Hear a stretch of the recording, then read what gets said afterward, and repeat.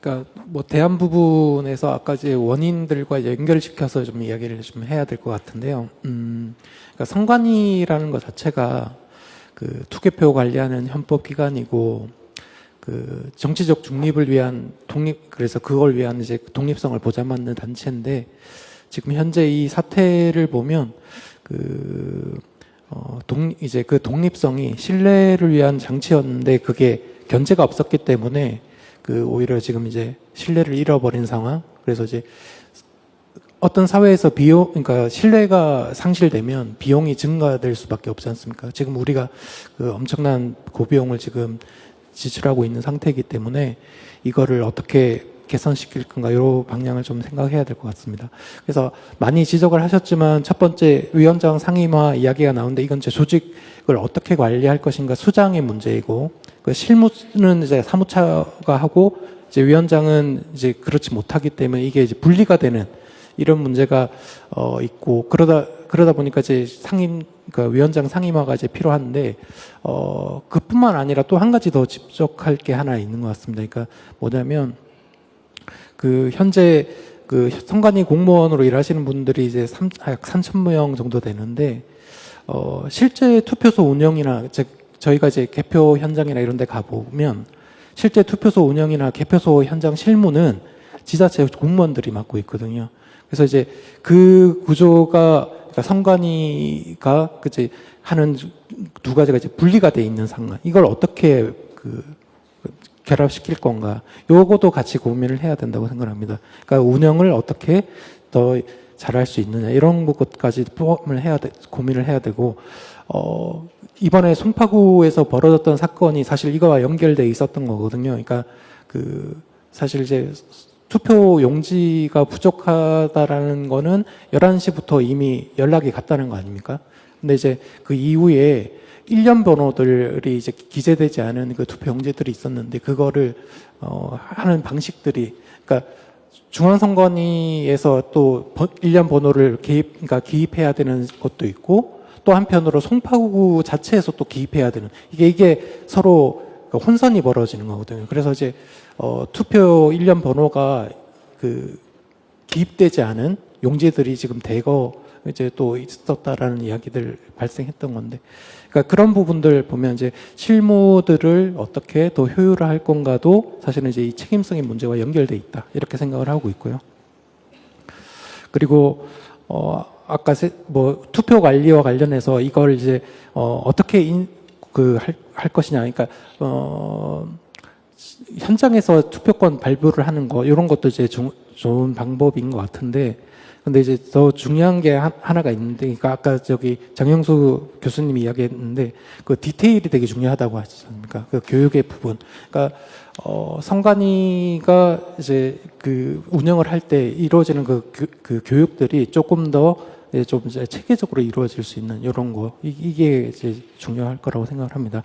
그리고 아까 이제 말씀드린 것처럼 저희와 같은 그런 선거 관리하는 이 시민 단체들이 이제 이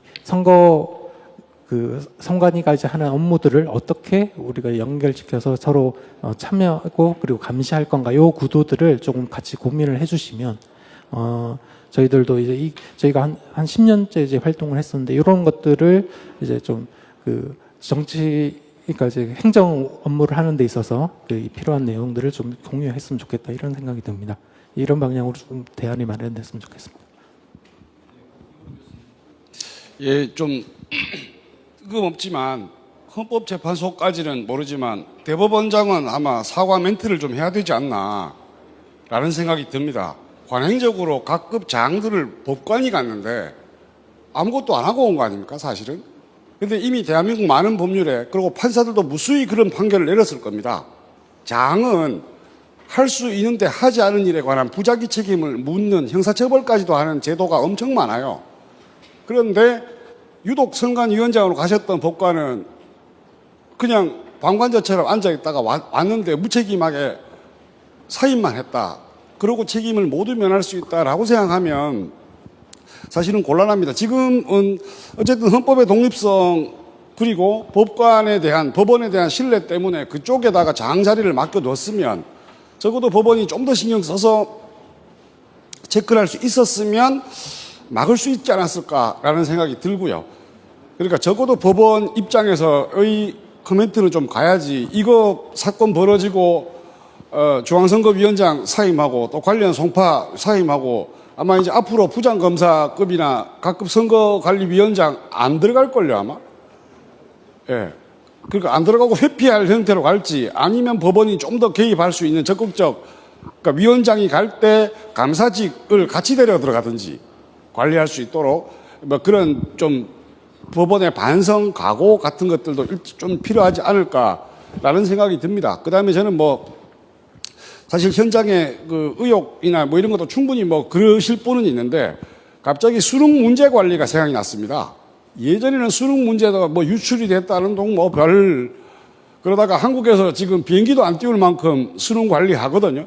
적어도 선거 관리도 마찬가지로 그 정도로 어떤 신뢰도, 지금도 누가 뭐 수능 문제 관리 갖고 문제를 삼는 사람은 이제 없으니까요. 워낙 철저히 관리를 했기 때문에 충분히 할 수 있다고 생각을 하고, 그 다음에 이제 또 하나의 문제가 자꾸 조사 수사에다가 너무 많은 기대를 하시는데 조사 수사는 별 게 없습니다. 적어도 헌법상 진술 거부권이 있고 자기 책임을 인정하는 셈이 되기 때문에 그래 봐야 자꾸 도망다니고 회피적 답변밖에 하니까 지나간 과거를 밝혀내는 노력이지 앞으로 바뀔 미래를 어떻게 설계할 수 있는 노력은 안 되는 겁니다.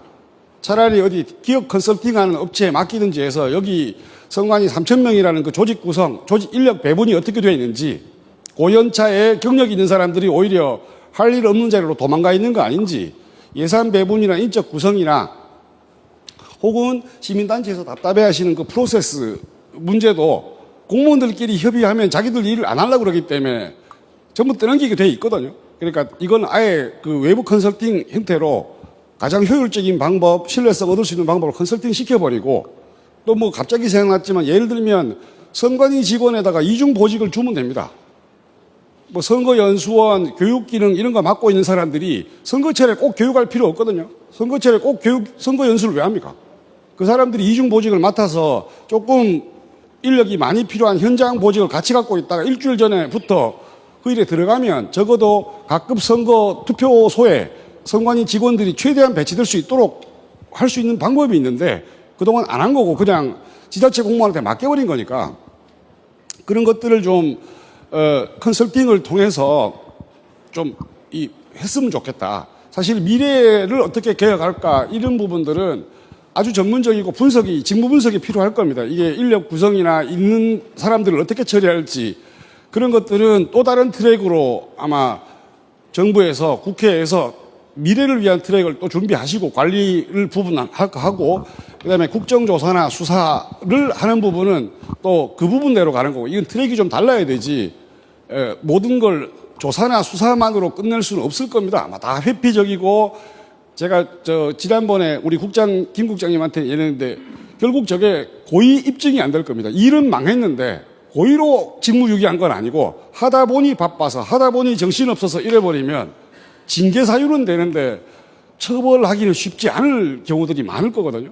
그러니까 그쪽에 대한 트랙은 그쪽대로 가고 미래를 위한 어떤 컨설팅이나 전문적인 어떤 직무 분석과 인력 배치가 필요할 것 같다. 그런 말씀 드리겠습니다. 예.